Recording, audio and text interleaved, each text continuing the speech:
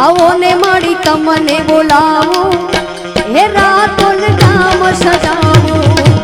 આવો ને માડી તમને બોલાવો